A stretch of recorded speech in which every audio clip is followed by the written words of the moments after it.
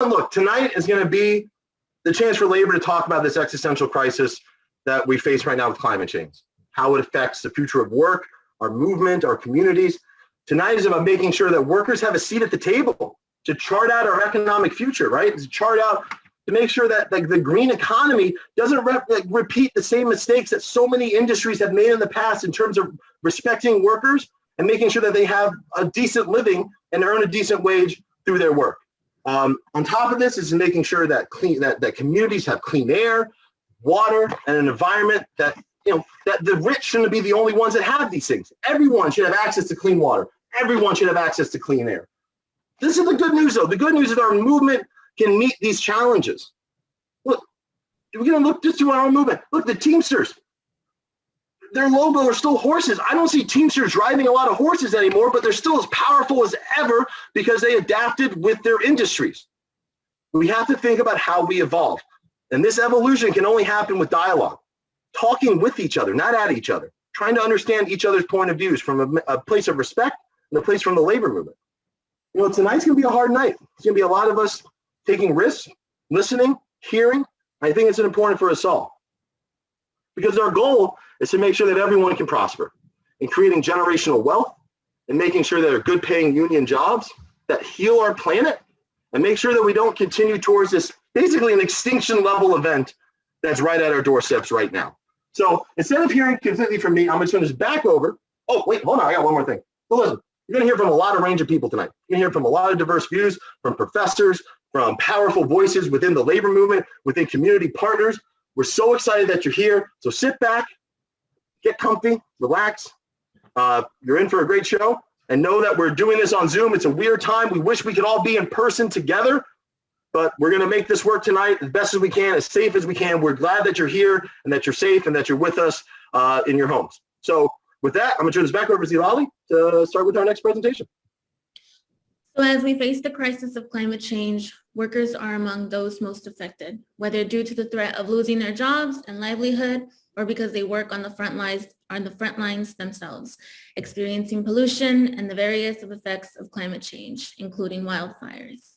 Our members come from across all sectors of the economy and all walks of life and have real stakes in the environmental struggle. We will now play a video. Hi, my name is Tracy Scott. I'm the president of USW Local 5, and I'm also a staff representative for our membership at the Marathon Petroleum Refinery in Martinez. My name is Nathaniel Arnold, and I've been employed with AC Transit for 12 years. I'm a bus operator, and I am the safety chair for the union. Hi, I'm Brianna McGuire, and I'm a member and zone contact in UPD CWA 9119 Local 6. My name is Cheryl Mann. I am out of the IBEW Local 595. I work for the UC, which is one of the state's largest employers. And I work in a lab that studies plant diseases. So I witness climate change. I see farm workers in distress, and I see the economics of farming certain crops in certain parts of the state changing over time. Getting people where they need to be by reducing that carbon footprint is of the utmost importance for all of us. What we really need at the institutional level is a generous and equitable just transition for our existing fossil fuel workers and a truly carbon-free UC system. We have the second largest bus fleet in the world for zero emissions buses. They have the means to do it now. I think it's dire actually to do it.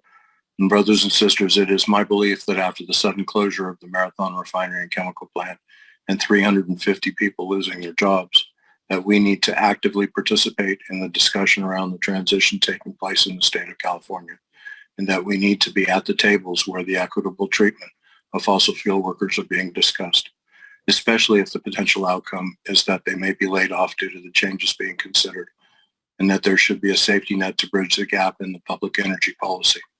I'm certain that our participation in the Contra Costa and Alameda Labor Council's Climate Convergence Conference is essential and valuable. In solidarity. As you saw in the video, workers are faced both with the perils and opportunities of a changing world. We saw this firsthand in Contra Costa County this year with the closing, last year rather, with Marathon shutting down at the beginning of the COVID crisis. I would like to introduce our first panel. We're going to have a few speakers in just a second. These workers and union members are from many of the professions and jobs, either during recent closings or on the front line in serving the times of emergency. Made all the times of emergency made worse by climate change. And we were going to have a full panel. Just to let you know, I even had this great joke about which mask to wear, because we were going to have which apocalypse, because we were going to have a firefighter speak about the uncontrollable fires in California right now. Sadly, they weren't able to make it, but I'm so excited to the panel that we have here. Also, I noticed that everyone keeps introing themselves and putting their unions in the chat and where they're from. Please keep that up. That's awesome. It's great to see it go. So it's my pleasure to introduce our first panel. With us is Amy Scott Slovic from the California Nurses Association, and I'll have her introduce herself and let her tell her story. Then also we'll be hearing from Samantha Scott from USW5, the steelworkers. We'll be hearing from her afterwards. So Amy, welcome. We're so excited to have you at the Climate Convergence. The floor is yours. Thank you so much. It's wonderful to be here, and I'm glad we've got such a great turnout. I'm a nurse a registered nurse with the California Nurses Association. I've been a nurse in this area for about 23 years. Actually, the entire time it's been in Contra Costa County and a little bit of East Bay. So the way our members have really been affected by climate change have been predominantly because of the extreme weather events. I would say well, I'll tell you one other thing. Right now, I am a chronic conditions case manager, and I work with folks largely that have, pretty out of control COPD, congestive heart failure. And the majority of my patients are also kind of living in poverty and in areas where they have, where they're very low income, like Medi-Cal and on Medi-Cal and on Medicare. So in the population that I've been working with, what I've been seeing over the years is, it used to be famous that, January, February, March was like, oh, everyone goes into breathing distress during that time because of how bad the, flu starts to happen and that kind of stuff. What we're seeing now is that it's actually more July, August, and September, and it's usually related to smoke. That's actually getting a higher amount of people showing up in the hospital. And the amount of people that we have now that have COPD and needing this case management, our levels just keep going up and up and up. Another thing I would say about that is with the fires, especially in the North Bay this past couple of years, we actually had to evacuate a couple of hospitals, and we had nurses there trying to get these patients out of a hospital because the hospital, was starting to catch on fire. They needed to evacuate them. And at that same time, those same members were losing their homes while they were trying to save their patients. Along with that, I would also say that, when we have these big weather events, it can also have problems with like the supply chain. So often it's a matter of not being able to get people on medications or shortages because of where things have to get shipped from. When we've had hurricanes or fires, it really can make a big difference in people being able to get what they need. The rolling power outages for our patients that are on oxygen, or our patients that are in hospital beds, electric hospital beds, but are, they're dependent on having electricity to have those things work, often will end people suddenly back in the hospital because they're not safe at home without power. We also, along with that, that with the fires, we've had to use up so many N95s over the last couple of years. And so when this COVID kind of hit, one of the reasons we were so short on N95s was because of how many had been used up because of the fires. So it really impacted our workers who did not have the PPE that they needed, and many healthcare workers got ill, and we lost many. And then also it's a matter of just spreading it then among hospitals because people didn't have the correct PPE. So that's been a big thing to kind of deal with.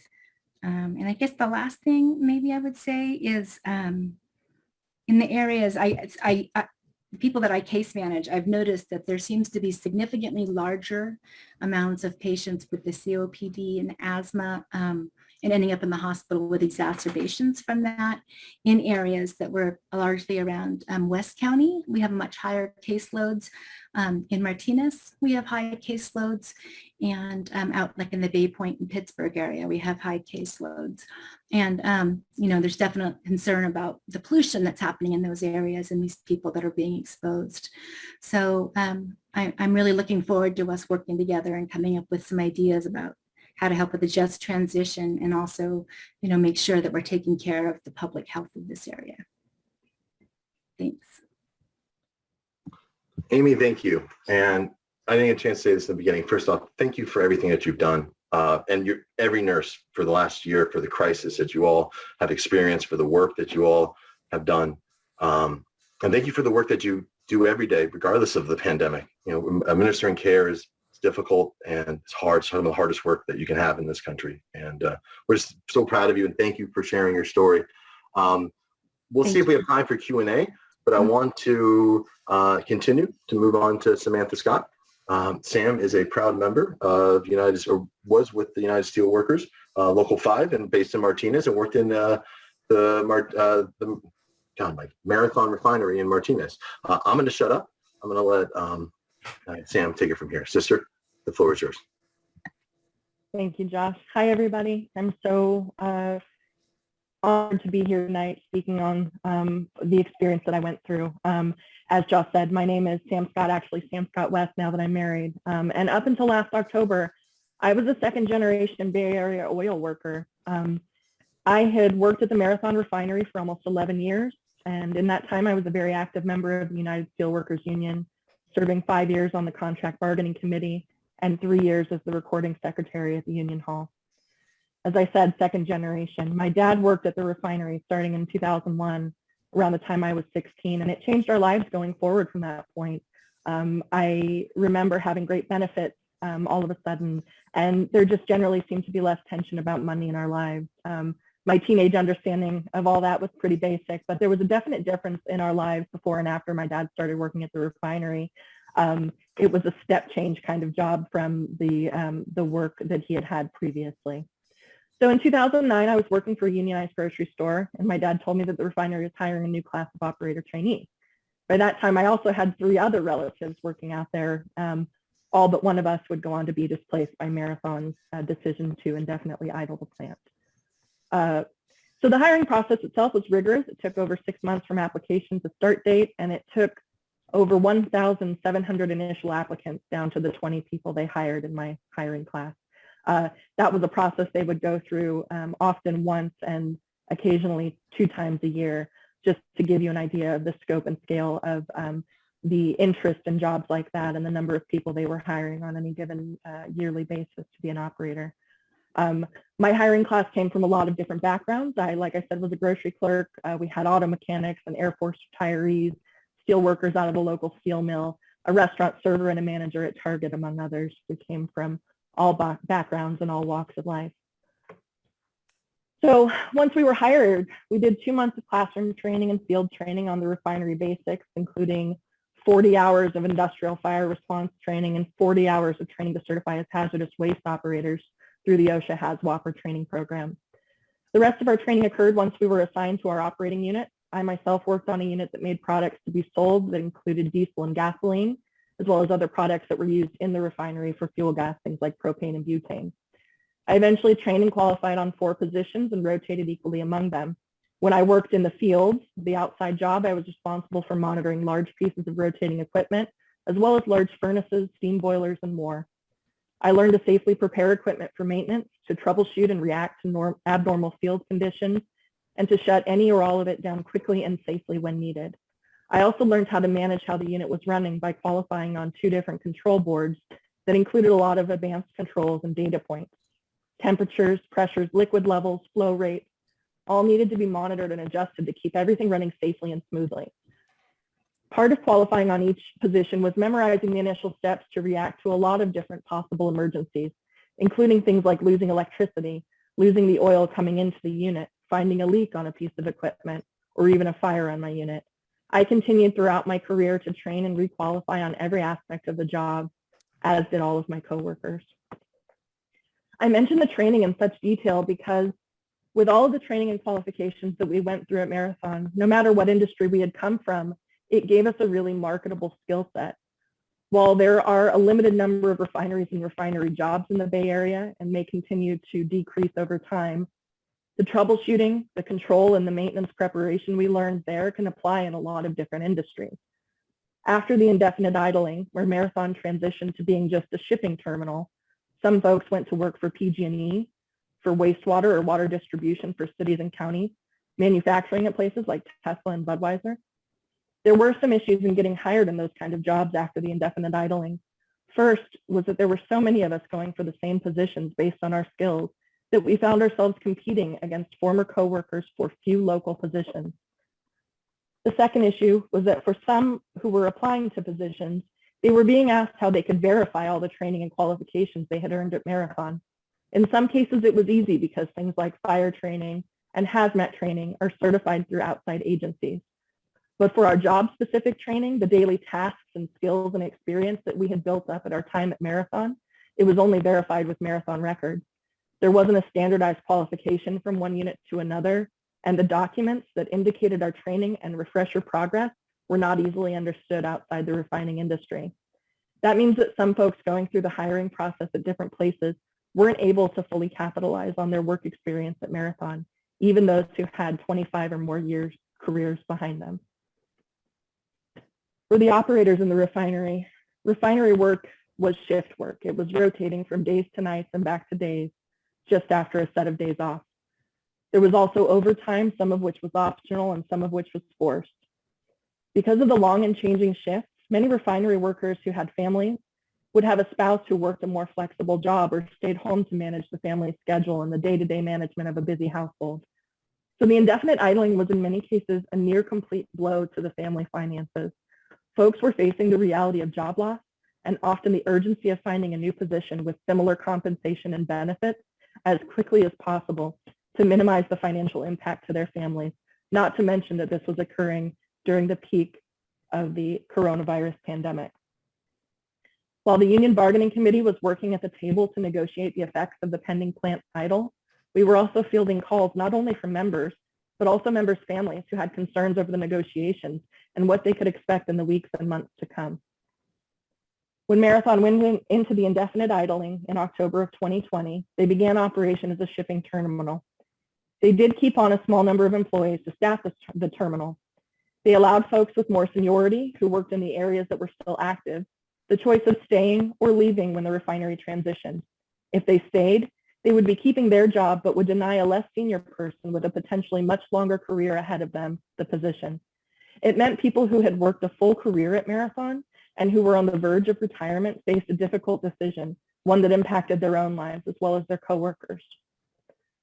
Losing so many jobs at a place like Marathon all at once meant that many folks looking for work expanded their search beyond the Bay Area, even to other states. These are people that used to be active in our Contra Costa and Solano communities and beyond, who used to be taxpayers and consumers and community volunteers. There are other local companies who were also impacted by Marathon's closure. A local credit union closed the nearest branch to the refinery that many of our members and folks associated with the refinery used. Local restaurants who relied on our flow of before shift and lunchtime and after shift traffic suffered. That's not even mentioning the loss of tax revenue or donation dollars and hours put back into organizations locally like the Boys and Girls Club, local STEM education, and the PTEC program at Los Medanos, blood drives, coastal cleanup efforts. The local impact of losing a large employer like Marathon can't be overlooked. I saw firsthand the rippling effects it had from individuals to families to communities and local economies. And as the market for fossil fuels changes in response to the need to transition to green energy, all of those effects should be considered and planned for by groups investing in minimizing the negative impacts to all parties, not least of which the workers. I thank you for your time. Samantha, thank you so much for sharing your story, for really telling people what it's like to one day have probably one of the safest jobs. I think we were talking about this before. I'll take a moment. It reminds me when I lived in Florida. I used to work in Florida, for those who don't know. And I remember when they began to privatize the space industry and what happened who workers thought they had some of the safest jobs in the world. They were putting our, NASA launching rockets, and then they outsourced it, and it devastated a local community. And we're seeing this right now in Martinez. And I just want to thank you for sharing your story. And this really does highlight why we're doing this meeting, right? This is why labor needs to make sure that we are at the table to make sure that when workers face these an industry closing or a place like this closing, that there's actual a way for them to continue to have economic prosperity, right? And I know far too many of your sisters and brothers are still struggling right now just to make ends meet. And I just want to, again, thank you for coming here tonight, for sharing your story. I know we've got, I know they probably didn't say that we had time for question and answer, but I'm going to just do an audible here. You're both here. Amy, if you're still around, why don't we just test this out so we can try it? If anyone do we have any questions or anybody has a question, you can raise your hand now. I'll take like a question. If anybody has one. We're testing this out. Let's see if this works. Here we go. Nadine, you have your hand raised. I'm going to call on you and you get the one question once I find you. Can someone help me find Nadine on the hand raise? I don't see her. I see that she, oh, that's a good question. Jack asked if you got a job. I did, yeah. I did apply to one of the local refineries that was going through another hiring class. Again, I was up against a lot of former coworkers and people I hold in very high regard. Didn't end up getting into that one and don't regret that at all. I pivoted and moved to an entirely different field.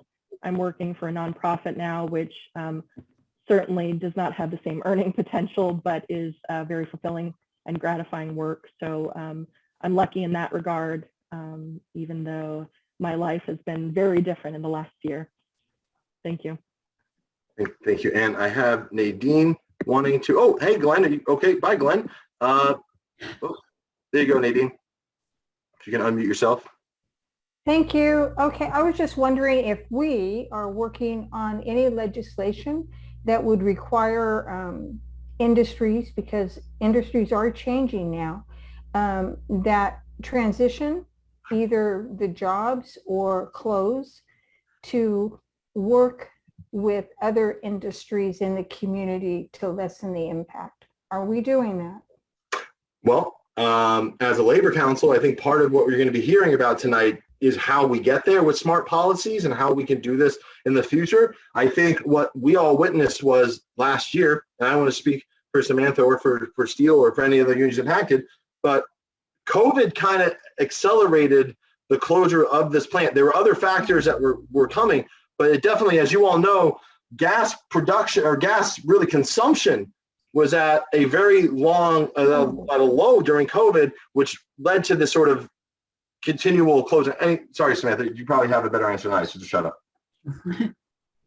No, I agree. I do think that COVID was the catalyst that made it happen a lot faster than anybody was expecting, even locally. It's certainly not going to be the end of it, though. And as the market changes, the Bay Area stands to be very impacted by the number of refineries in the area and the number of things that they may need to do to stay current with green energy changes and things that they may need to take on as cost for the refinery to be able to reduce its carbon footprint and such. And so I think that this is very real and this is very current and future looking for our particular area. Yeah, and I think the other thing I'd like to add to that, Nadine, is that that's one of the things that we're going to be really working on and looking at in individual climate caucuses at both of the labor councils here. And so there'll be more tonight on that and definitely on things to come on that, but that's something we're looking at. And we'll go more into those caucuses later on this evening. A little foreshadowing for later. I like that. I like that. Look, I want to thank you. I see we have one, you know what, Victoria, I'm being extra kind. People are going to hate me. If you have a very quick question for the panel, very, very quick question, I'm going to let you do it.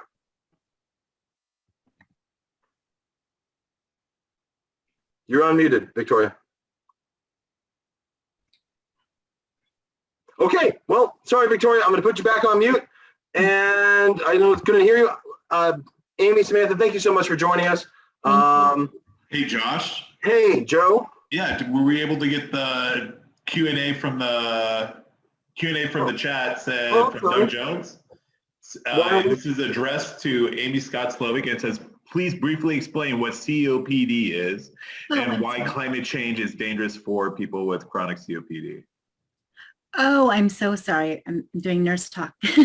So COPD is chronic obstructive pulmonary disease, and it's when people have, they develop disease in their lung that makes it hard for the oxygen and the carbon dioxide to change the way that it needs to. And it can make people get very short of breath, and it's usually progressive. And so when we have air that has more pollution in it, and also actually even higher temperatures, that can cause a lot more difficulty with the breathing, and it can cause more disease to the lungs. As a hypochondriac, hearing anything like that, I'm like, oh my God, is my breath okay? So thank you for that. Any other questions in the chat? I know more people raise their hands. I am tempted, but we're going to keep moving. I apologize, but we kind of went a little longer and asked a few questions I wasn't sure we were going to do. So I'm going to lower your hands for the next thing. If you have another question, maybe we get to for the next panel. Samantha, Amy, thank you so much for being a part of this tonight and being a part of the Climate Convergence. Thank you for sharing your stories and for representing your unions in this unique moment in time that the Bay Area has experienced. And I just want to thank you again for your time and for your stories. Thank you. And Thanks for the opportunity. I completely agree with Catherine. Fantastic job for both of you. I'm going to applaud. I'm sure other people are applauding at home on their screens or their computers and just telling them that